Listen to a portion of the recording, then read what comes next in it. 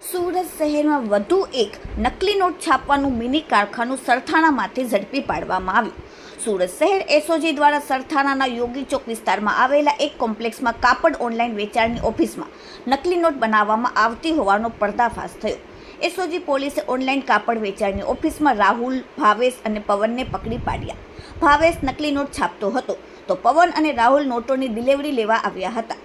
એસઓજીએ સ્થળ પરથી ₹1 લાખની fake currency, computer, printer, mobile વગેરે મળીને ₹2 લાખથી વધુનો મુદ્દામાલ કબજે કર્યો.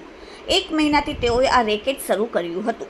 સરથાણા પોલીસ ઊંઘતી રહી અને એસઓજીએ આ કામ કર્યું. ભેજાબાજો એક અસલી નોટ સામે 3 નકલી નોટ આપતા હતા. જેમ કે ₹100ની એક નોટ અપાય તો સામે ₹100ની 3 નોટ આપતા હતા. પાનના ગલ્લા, શાકભાજી, ફ્રૂટ જેવા છૂટક માર્કેટોમાં નોટ પધરાવવાની ફિરાકમાં હતા. ભેજાબાજોએ નકલી નોટ માર્કેટમાં ફરતી કરી દીધી છે કે કેમ તે દિશામાં પોલીસ દ્વારા તપાસ ચાલી રહી છે. આ રેકેટમાં વધુ આરોપીઓના નામ આવે તેવી શક્યતાઓ છે. કમ્પ્યુટર દ્વારા નકલી નોટ ચલણી બનાવવામાં આવતી હતી. ત્યારબાદ તેની પ્રિન્ટર દ્વારા પ્રિન્ટ કાઢવામાં આવતી હતી. નોટનો કાગળ પણ એકદમ અસલી ચલણી નોટ જેવો છે. જેથી કાગળ પર ક્યાંથી લાવતા હતા, તેને કોણ આપતું હતું તેને લઈને પણ પૂછપરછ કરવામાં આવી રહી છે.